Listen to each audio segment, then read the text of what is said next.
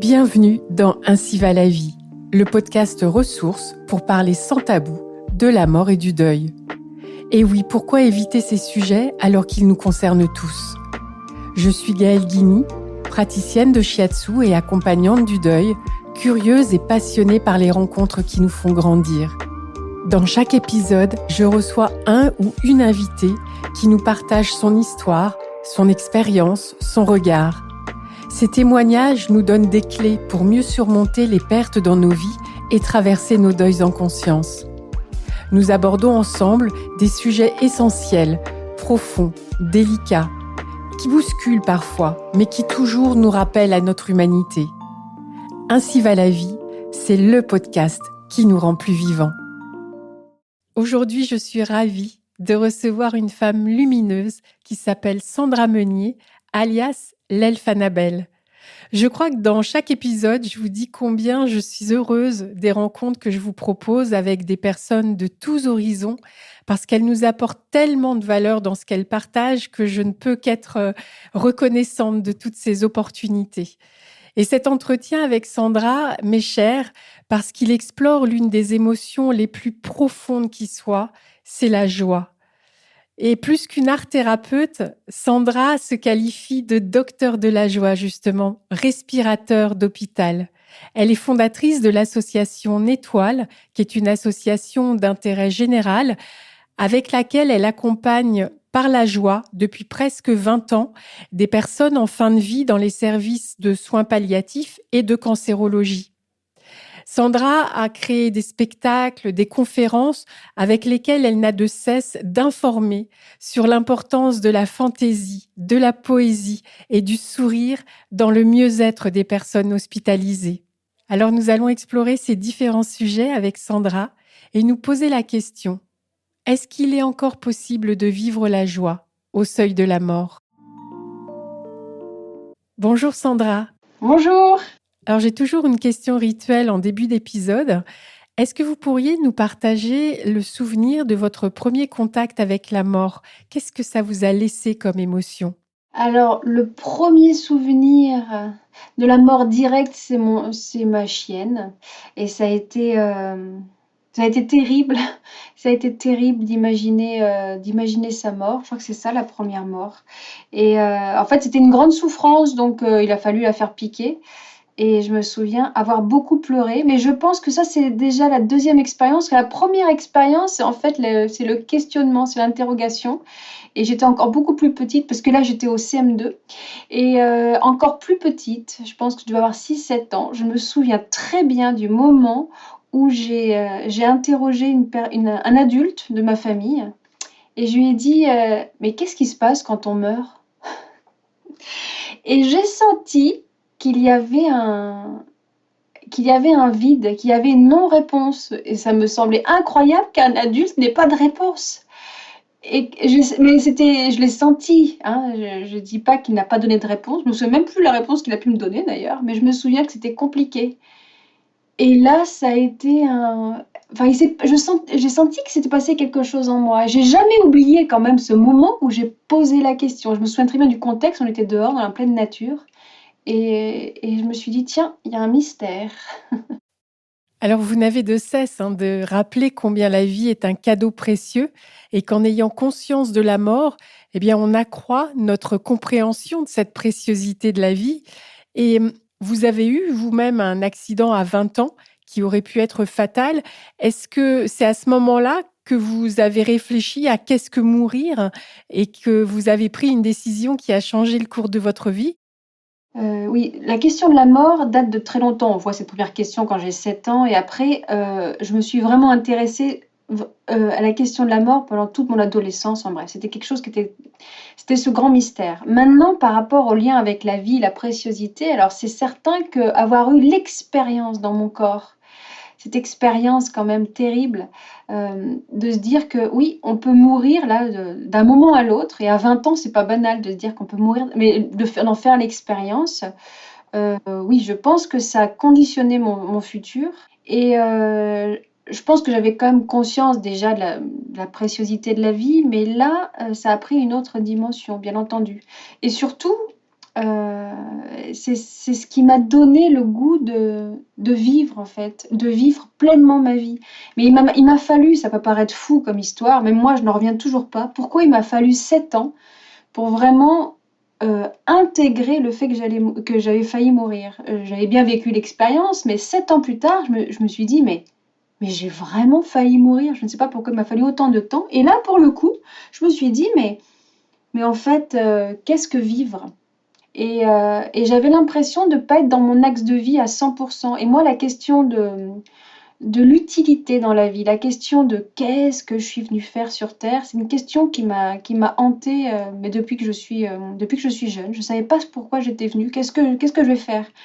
Et en fait, cette question est devenue vraiment aiguë. Et comme j'avais vécu l'expérience où je frôlais la mort, je me suis dit, mais en fait, si je sais toujours pas pourquoi je suis là, si je suis pas pleinement dans ma vie, je suis morte aussi. Parce que qu'est-ce que vivant et mort? Eh ben, de pas être à sa place, c'est être morte. Donc, ça m'a donné un goût de vivre. Et je me suis dit, mais mince, j'ai vécu cette expérience et je suis encore morte 7 ans plus tard quelque part, mais il faut que je fasse ma vie. Et au moment où j'avais cette prise de conscience, mais fulgurante, c'était au moment où j'ai entendu parler d'art-thérapie. Et en 2 mois, j'ai tout quitté. Et me suis formée en art-thérapie parce que je me suis dit, là, ça, c'est mon axe de vie. Qu'est-ce qui se passe justement quand on a cette fulgurance, cette certitude d'être au bon endroit pour soi? C'est énorme ce qui se passe à ce moment-là. Et je trouve que c'est très intéressant qu'on parle de la mort et qu'on parle autant de la vie en même temps. C'est-à-dire que pour moi, c'est lié. Et ce moment où je réalise que je vais devenir art-thérapeute, que ça, c'est ma vie, enfin, c'est un instant. En fait, c'est immense. Je pense oui, je sentis que tout mon être était en résonance. Enfin, il y avait un alignement, mais j'étais alignée. En fait, pour moi, être vivant, c'est être aligné. Et j'ai senti mon cœur immense et je me suis dit, mais bien sûr, c'est ça. Mais je souhaite à tout le monde de vivre ces fulgurances parce que je pense que ça facilite vraiment la vie quand on sait pourquoi on est là. Et après, j'ai compris ça en accompagnant les gens qui allaient mourir, que les gens qui mouraient le mieux, et d'ailleurs Axel Kahn, je trouve qu'on a une très bonne démonstration, hein, une mort apaisée, c'est quelqu'un qui a mis du sens dans sa vie, c'est quelqu'un qui a pleinement vécu, qui se dit, ben moi j'ai vraiment donné, j'ai vécu, je peux mourir. Attention à quand on n'a pas bien vécu, quand on n'a pas assez donné, quand on a l'impression d'avoir vécu à moitié. Je pense que c'est là où ça peut être compliqué. Oui, ça c'est vraiment un constat qui est partagé par tous les accompagnants de personnes qui vont mourir, hein. Vivre pleinement pour bien mourir ou pour mieux mourir en tout cas. Et ça nous conduit à réfléchir à qu'est-ce qu'on fait de notre vie, quel est son sens et qu'est-ce que veut dire vivre pleinement. Alors dans cette vie remplie d'art thérapeute qui est la vôtre, vous allez créer un personnage et vous allez créer l'association Nétoile. Est-ce que vous pourriez nous dire comment est arrivé ce projet et de quoi il s'agit en fait? Oui, alors quand je deviens art thérapeute, j'ai ce personnage qui est là en moi, parce que je fais du clown.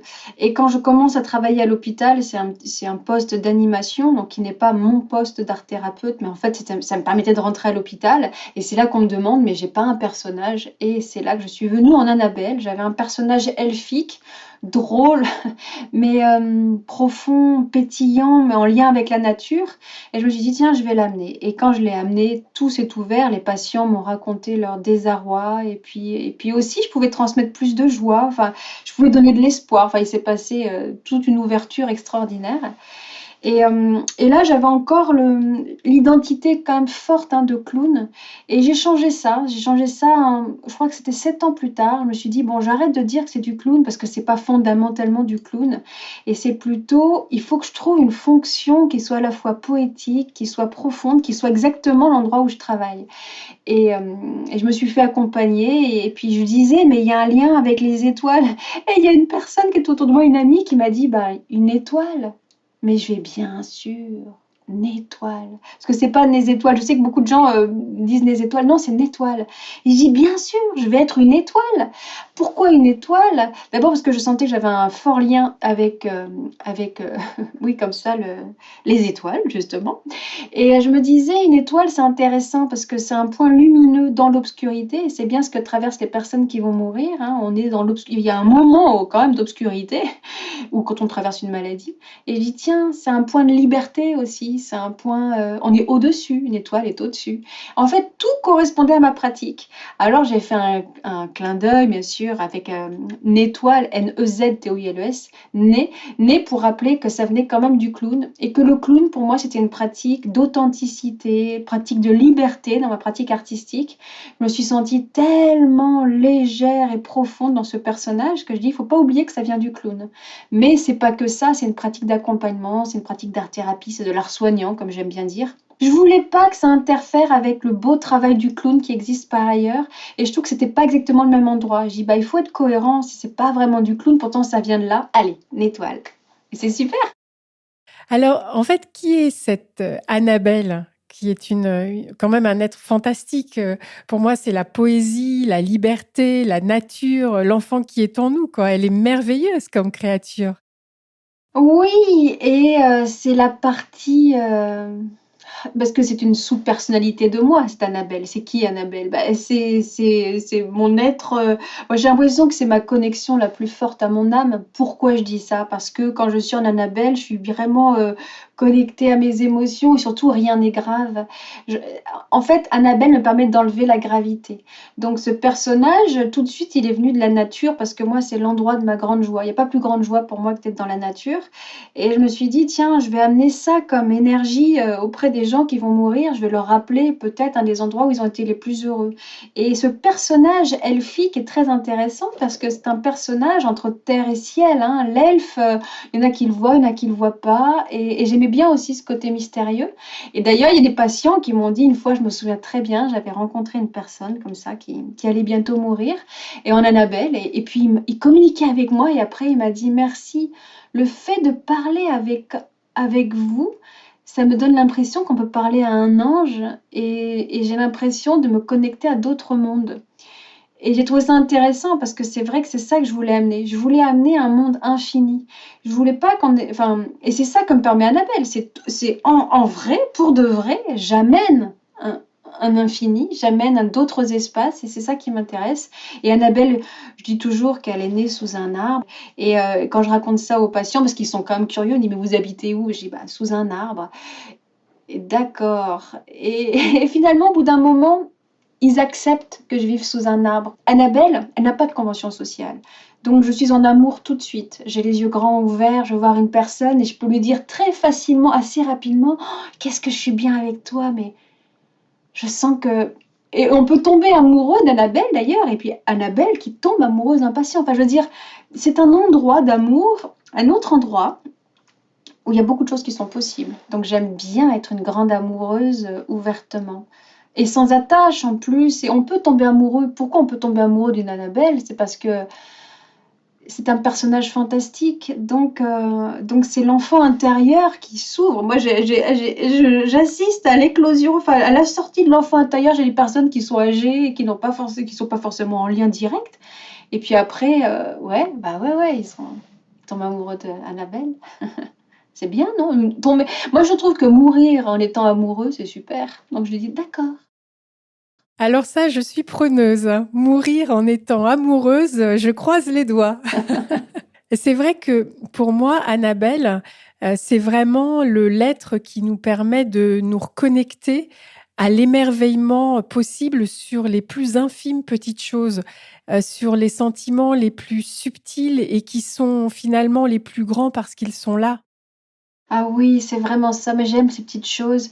Et je pense que plus je travaille aussi, parce que c'est Annabelle va porter tout ce que Sandra travaille et si je suis dans la délicatesse, si je suis dans les petites choses, si je suis dans les petites choses qui sont des grandes choses, si je suis dans relier à quelque chose de beaucoup plus vaste, eh ben je vais relier les personnes à ce qui est vaste.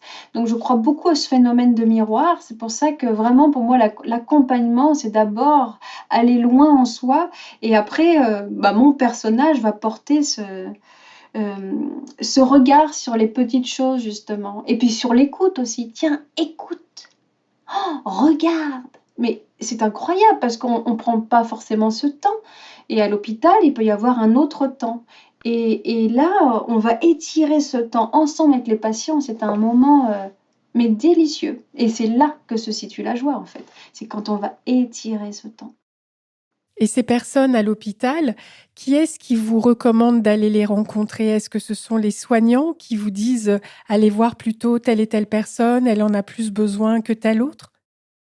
Oui, en fait, quand une étoile est dans un service, donc on fait partie de l'équipe et si c'est en soins palliatifs, on a accès à des réunions de service et là, les soignants nous disent: «Ah, va voir untel, tu sais, en ce moment, il va vraiment pas bien, il faut l'accompagner» et puis parfois on nous dit: «Oh non, va surtout pas le voir parce que alors là, c'est pas possible en ce moment pour lui». Mais je me méfie de ces croyances et d'ailleurs, parfois, quand les raisons pour moi me semblent pas assez justifiées ou en tout cas on me dit, «Ouh là, tu sais, il va bientôt mourir, c'est pas le moment». Mais pourquoi ça serait pas le moment? Ou alors je sais pas pour quelle raison, mais par moments, les soignants, par grand cœur, veulent protéger, leurs patients et je dis: «Beh, on va voir, on va voir» et par contre je partirai tout de suite si c'est parce que je veux pas du tout déranger et c'est très intéressant parce on voit des fois qu'il y a des soignants qui me disent: «Ah bah va le voir, ça va être génial» et je me fais mais rejeter tout de suite, c'est pas possible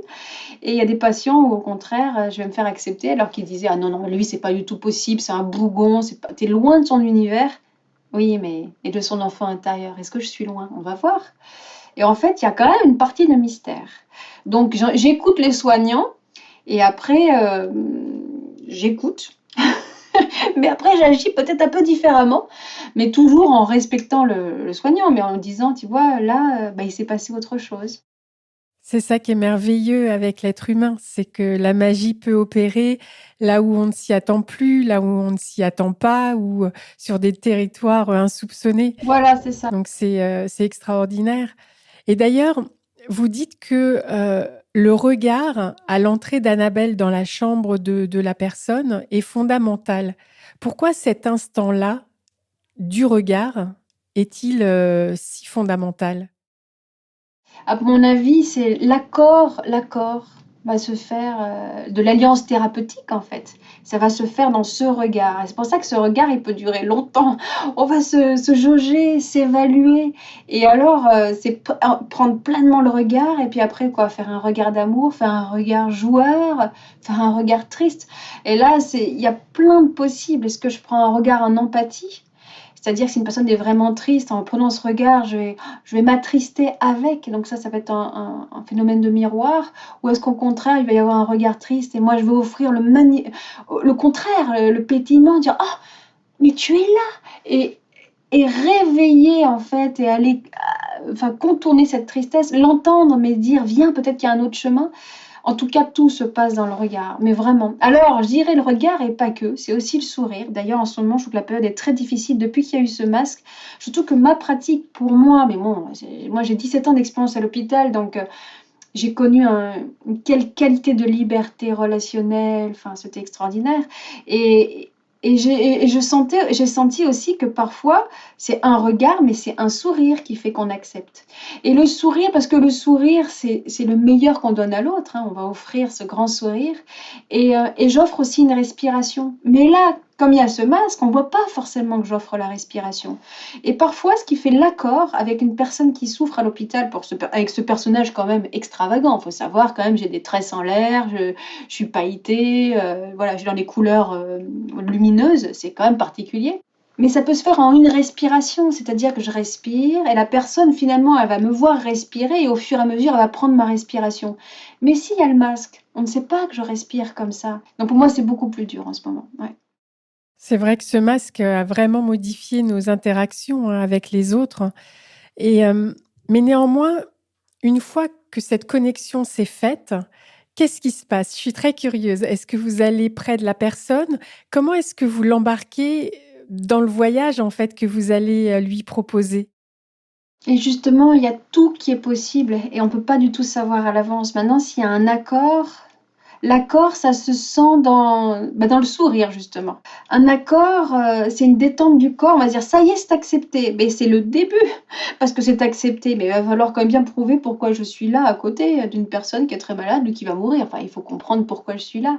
Donc je vais me poser des questions, heu voilà. D'abord, je vais me présenter. Moi, je dis que je suis docteur de la joie, je suis assistante du moral des troupes, je suis respirateur d'hôpital. De donner des fonctions comme ça montre que c'est un petit peu fou quand même. Et en même temps, c'est très profond et que ça rejoint l'autre là où il est. C'est pas, je sais pas, je suis danseuse des étoiles. Oui, d'accord, et alors, moi, je suis en train de mourir. Non, je suis docteur de la joie. Ou assistant du docteur d'ailleurs. Et ça, déjà, l'alliance thérapeutique va se faire aussi dans la manière de se nommer. C'est pour ça que je dis toujours en étoile, trouvez-vous des fonctions, mais des fonctions qui vont rejoindre l'autre, même si c'est un peu fantaisie, ça rejoint l'autre. Et à partir du moment où il y a cette présentation, la personne aussi, elle dit quelque chose. Si je dis je suis docteur de la joie, il y a parfois des personnes qui me disent, mais ah ben, ça fait bien longtemps que j'en ai pas. Ah. Et c'est là qu'il va y avoir l'écoute, j'appelle ça l'écoute créative. Elle me dit ça, et donc et qu'est-ce que je vais moi lui répondre? Et sans arrêt, ça va être une écoute très fine. Elle me dit ça, alors je lui dis quoi? Et là, il y a tout, il y a plein de possibles, il y a plein de chemins possibles. Je peux l'emmener vers la joie, mais si je te dis joie, toi tu me réponds quoi? Et là, elle va me dire peut-être, je sais pas moi, souvenir. Et si je te dis souvenir? Et c'est comme ça qu'il y a une piste possible avec les mots. Mais parfois, ça va être tout autre chose en disant, ben, tu sais que la joie, elle est encore possible là, maintenant. Oui, enfin, ça m'étonnerait. Ah, si, si. Tu me fais confiance? Et voilà. Et là, il y a une autre piste. En fait, c'est comme s'il y a, je sais pas, il y a une centaine de pistes qui s'ouvrent en moi et je dois me dire en un instant qu'est-ce qui est le plus juste pour l'autre. Quelle est la porte qui va s'ouvrir? Quelle est la bascule qui va permettre une reconnexion à son être profond? Parce qu'elle est là, la joie. Et trouver des espaces de joie, mais ça va être quoi? Et donc, c'est vraiment pas facile ce moment-là. Mais bon, après, c'est l'expérience, hein. Et pour moi, une écoute créative, c'est-à-dire que c'est la fameuse écoute empathique, hein, ça peut être de la reformulation. La reformulation, c'est quoi? Une personne dit ah, je souffre en ce moment. Ah, tu souffres. Donc voilà, et c'est comme ça qu'on va avancer. Alors oui, je peux le faire un petit peu, cette reformulation. Et puis en même temps, si je comprends où est le nœud, le problème, ça va être une action. Mais une action, une proposition, eh bien alors ferme les yeux, où est-ce que tu es la plus heureuse? Voilà, une action possible. Ou une action possible, c'est la personne, elle me dit, bah, je me sens très seule. Ah, tu te sens seule? Attends, on va faire une expérience. Viens, on se prend la main, on se regarde et on va s'envoyer un grand regard d'amour. T'es prête? Bon, alors, vous voyez, ça va quand même très fort tout de suite parce que, en fait, si j'étais en Sandra, jamais je ferais ça, hein. Je dirais pas à une personne, viens, on se prend les mains et on s'envoie de l'amour. C'est comme si dans notre monde de terrien, ça n'est pas possible. On ne fait pas ça aux gens. Mais je suis en Annabelle et moi je suis elfe. Et comme j'avais dit, moi c'est un raccourci vers l'amour. Alors, eh bien, vivons l'expérience d'amour. Et c'est ça que je propose. Donc ça veut dire que quand je forme les étoiles, j'insiste bien sur cette qualité de on va dans l'intime tout de suite. Est-ce qu'on peut être proche tout de suite? Est-ce qu'on peut proposer des actions dans une proximité de cœur? Mais c'est énorme. Imaginez que vous êtes à l'hôpital, que vous allez bientôt mourir, enfin que vous êtes seul, pas forcément visité, et il y a un être fantastique, merveilleux, et qui dit viens, on peut faire une expérience d'amour, là, tout de suite. Alors, les yeux dans les yeux, mais sinon c'est d'amour avec soi, et sinon quoi? C'est d'amour avec les arbres, avec les oiseaux. Ah tiens, ça tombe bien, j'ai des oiseaux à te faire écouter, et je fais écouter les oiseaux. Et là, c'est le cœur qui s'ouvre. En fait, je pense qu'une des grandes solutions par rapport à la question de la mort, c'est l'ouverture de cœur. C'est qu'ils se sentent aimés ou alors qu'ils aiment. Mais ça se passe beaucoup au niveau de l'amour. Et mon personnage permet ça.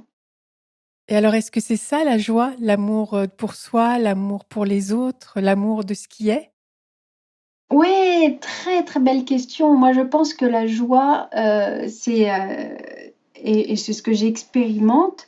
La joie, c'est la connexion avec quelque chose de plus grand.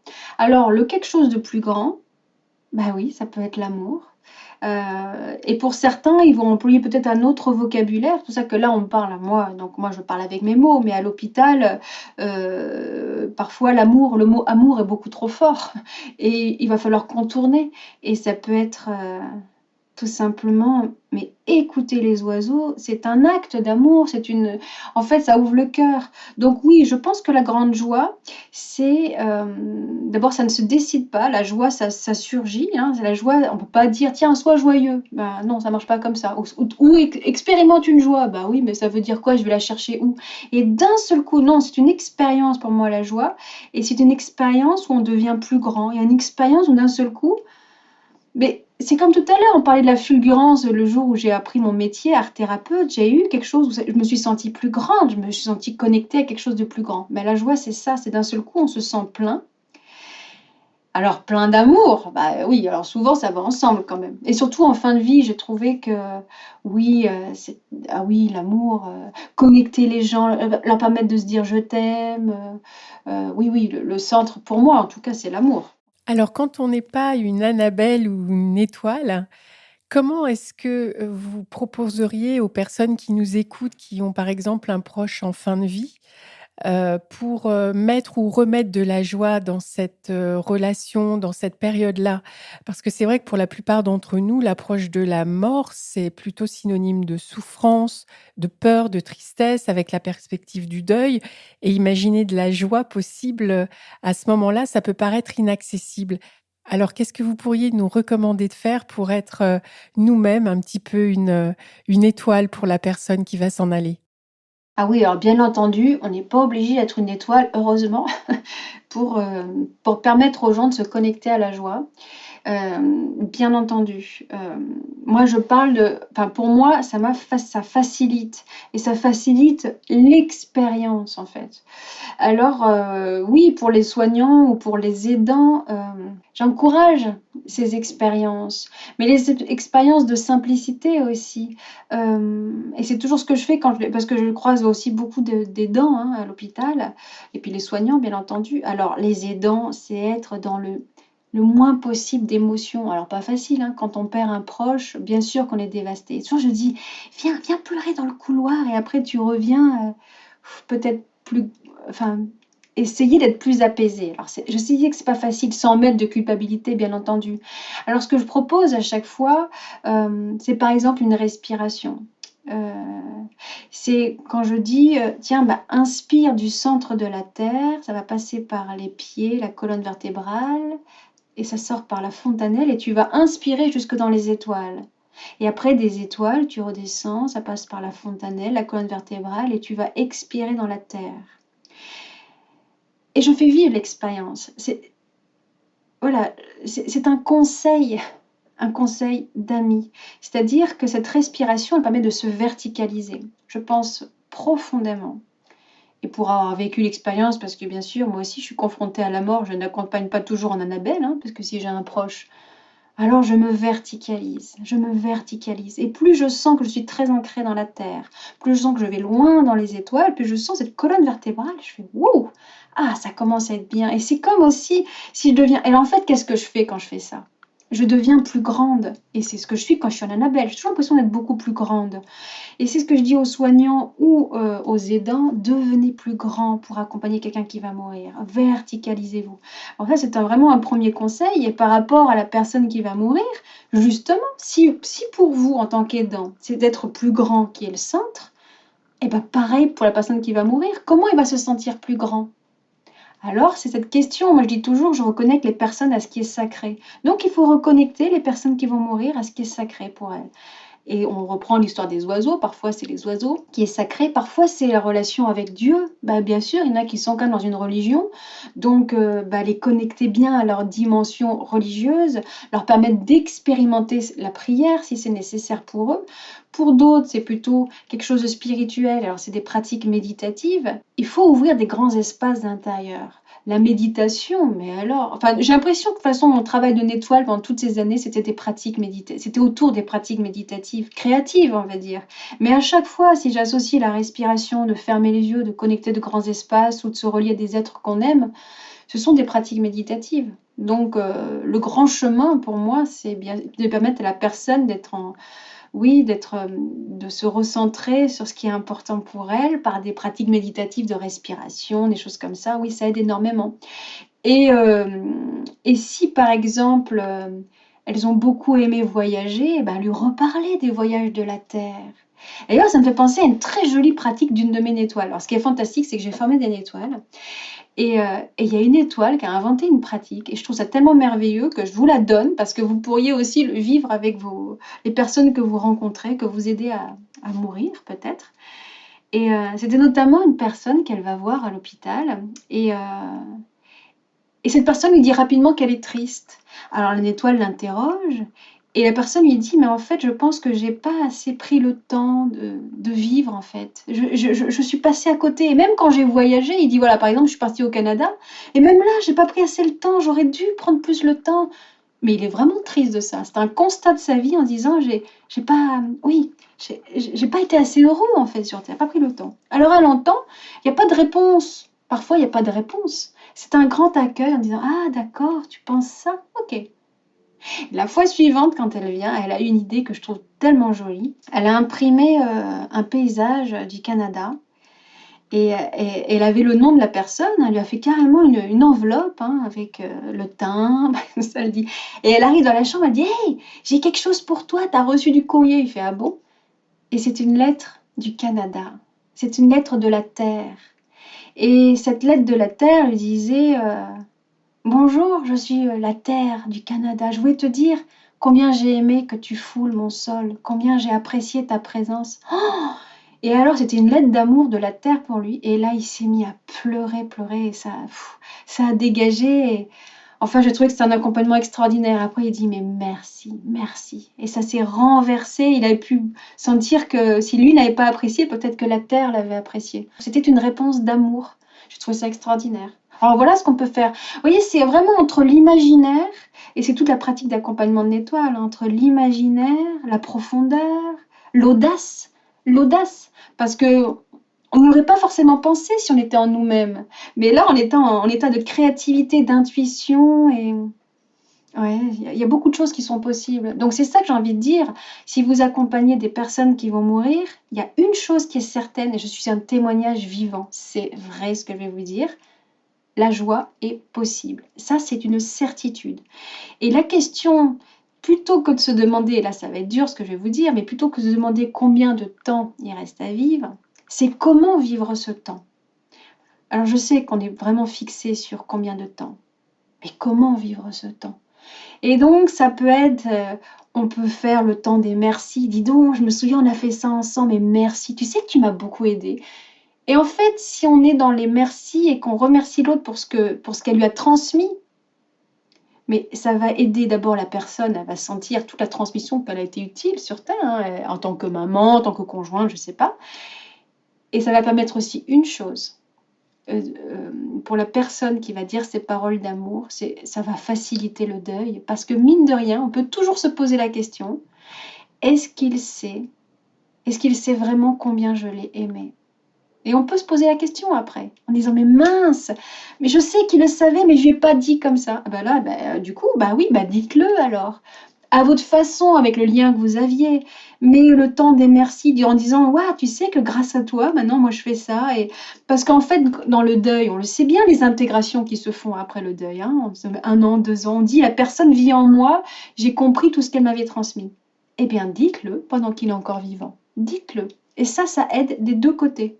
Donc je me suis rendu compte de ça et bien sûr connecter la personne au monde de la beauté. Alors là, j'ai toujours dit que c'était une voie à part entière, c'est-à-dire la beauté de la musique. S'ils sont encore là-dedans, parce qu'on voit aussi qu'il y a des personnes qui veulent plus du tout de musique, c'est étonnant, c'est comme ça. Mais la beauté des paysages aussi, enfin, qu'est-ce qu'on peut offrir comme beauté dans ces instants et en fait, on se rend compte qu'il y a beaucoup de vie aux portes de la mort, beaucoup de vie, et beaucoup de vie à donner et à expérimenter. Alors elle est là, la joie. La joie, c'est de se sentir vivant, vivant dans l'échange d'amour, vivant dans l'ouverture à quelque chose de plus grand, parce que oui, il y a quelque chose de plus vaste qui est en train d'arriver, et on le ressent. La personne qui va mourir, elle le ressent. Et même les dents se dit, mais c'est incroyable, je sens, et parfois on peut le sentir, qu'il y a quelque chose de plus vaste qui est autour. Donc c'est ça la joie, c'est de sentir peut-être qu'on n'est pas ce corps fini et qu'il y a quelque chose d'infini. Ça, c'est la plus grande joie. Et si on ne touche pas cet infini, c'est là où est la grande souffrance. Si on pense que tout s'arrête, il n'y a pas d'espoir et qu'il n'y a que le corps, c'est beaucoup plus dur. C'est beaucoup plus dur. Et je ne suis pas dans une vision religieuse, je suis dans une vision peut-être même animiste. Est-ce qu'un arbre a une âme? Voilà, c'est de voir ça comme ça. Est-ce qu'on n'est qu'un corps ou est-ce qu'on a une âme? Tout simplement. Est-ce qu'on pourrait simplifier les choses? C'est aussi simple que ça. Hein. Oui, c'est retourner à notre essentiel en fait. Mais c'est ça. D'ailleurs, j'aimerais citer un très beau témoignage d'un homme que vous avez accompagné qui m'a vraiment profondément émue. Il a dit : « Vous m'avez proposé l'infini et j'ai accepté de vous suivre dans cet infini. » Je ne sais pas, vous qui nous écoutez, comment ça résonne pour vous, mais moi, c'est une phrase qui me bouleverse. Ah, pour moi, quand il m'a dit ça, oui, oui, il m'a dit, quand on s'est rencontrés, il faut dire qu'il allait vraiment très très mal. Et il était atteint d'une très grave maladie et sa femme avait vécu un AVC, il pouvait plus aller la voir. Enfin bref, donc c'était quand même, alors que la femme était toute sa vie. Enfin, quand je le vois, c'était quand même une zone extrême de souffrance, à la fois physique, mais alors psychique, émotionnelle, c'était énorme. Et c'est vrai que je lui ai proposé une autre voie, mais ce qui est extraordinaire, c'est cette personne qui a accepté, oui, d'aller dans... Mais c'était infime, hein, c'était infime. Il y avait un petit espace où on pouvait aller ensemble et il a accepté. C'est comme ça que je l'ai accompagné pendant plusieurs mois. Et effectivement, un jour, la dernière fois que je l'ai vu, il m'a raconté, oui, il m'a dit, quand je vous ai vu, j'ai eu l'impression qu'il y avait... j'étais dans une gare et il y avait les rails d'un train et il y avait les rails qui allaient d'un côté, c'était fini, et il y avait l'autre, c'était l'infini. Et grâce à Annabelle, j'ai pris l'infini. J'ai dit waouh, c'est le rêve de mon projet d'une étoile. Je pense que c'était ça. Et il l'a mis en mots comme ça. J'ai dit ben voilà, c'est ça. Une étoile propose l'infini. Ah oui, c'est magnifique. Et d'ailleurs, ça me fait penser à une autre notion dont vous parlez, qui est d'accepter le démuni qui est en soi. Est-ce que vous pourriez revenir là-dessus parce que c'est une notion très puissante à explorer, je trouve. Ah oui. Alors, et à vivre, alors c'est très très très fort. Mais comme je disais, une étoile aussi, quand je suis en personnage comme ça, je suis très, comment dire, je suis très connectée à mon honnêteté. Je suis très très honnête. Et je donne cette honnêteté, toujours. Je suis toujours très très honnête. Et il m'est arrivé des fois de ne pas savoir quoi faire. Ouais. C'est quand même bien légitime, je ne sais pas. Et je me souviens, et c'est là où j'ai vraiment insisté sur ce démuni, c'était une rencontre avec un patient. Je vais le voir, il y a son fils qui est là. Et ce patient est vraiment en fin de vie, et son fils est un adolescent.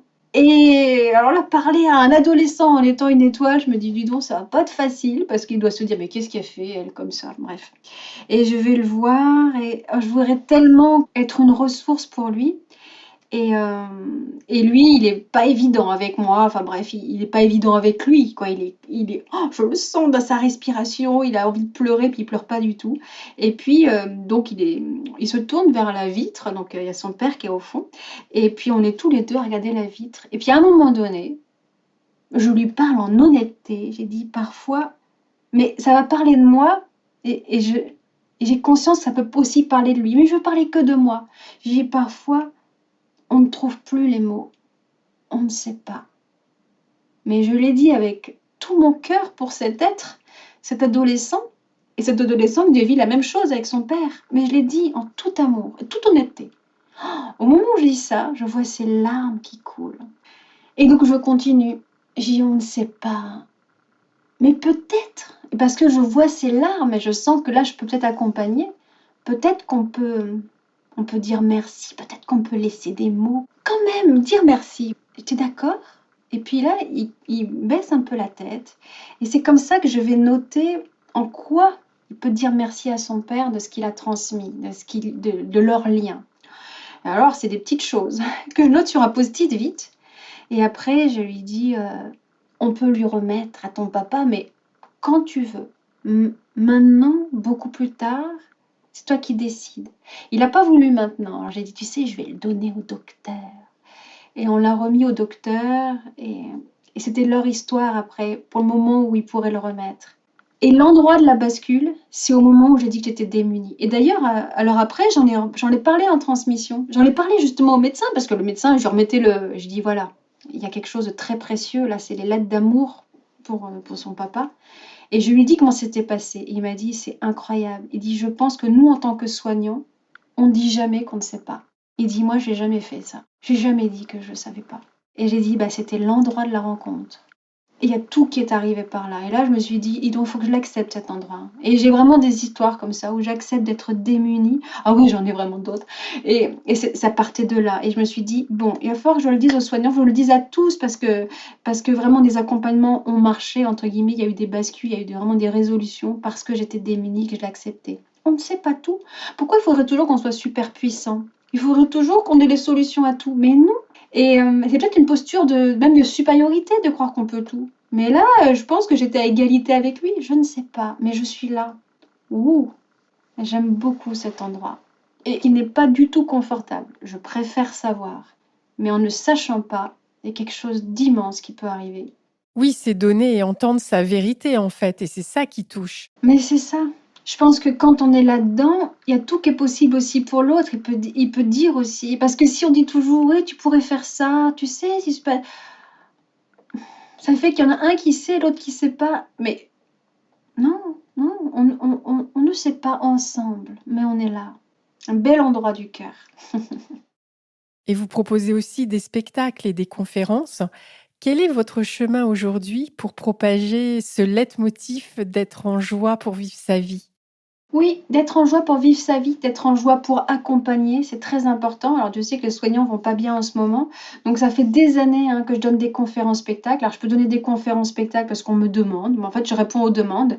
Donc, des fois, c'est des demandes d'hôpitaux. Je vais donner des conférences spectacles à l'hôpital. Des fois, ce sont des centres de formation, les IFSI, pour infirmiers. Et parfois, ce sont des congrès qui réfléchissent sur la question de la mort et de l'accompagnement. Et alors, tout ça, je le fais en Annabelle parce que en fait, c'est parce que cette Annabelle aussi, elle ouvre le cœur et puis bon, je transmets d'une manière très particulière. Donc j'ai cette transmission qui est un peu atypique, mais parce que ma pratique à l'hôpital était atypique. Donc je reste dans le côté atypique. Et puis après, oui, après il y a je peux aussi donner des formations, des fois à l'hôpital, ou je forme aussi des bénévoles. Voilà, en respectant aussi leur ADN et ce qu'ils amènent. Mais moi, j'insisterai sur, mais est-ce que tu es dans la joie en tant que bénévole quand tu vas les voir? Ah oui, mais parce que la joie est une puissance. Et la joie est un chemin. Et la joie, mais ça va être, mais oui, tellement le socle. Je l'ai tellement appris. Ils m'ont tellement appris ça, les patients, que oui, je transmets ça. Vous accompagnez uniquement les adultes, hein, pas du tout les enfants. Non, alors il se trouve que j'ai une étoile qui est sur l'île de la Réunion d'ailleurs, qui a ouvert l'accompagnement palliatif. Alors elle accompagne les enfants en fin de vie chez eux.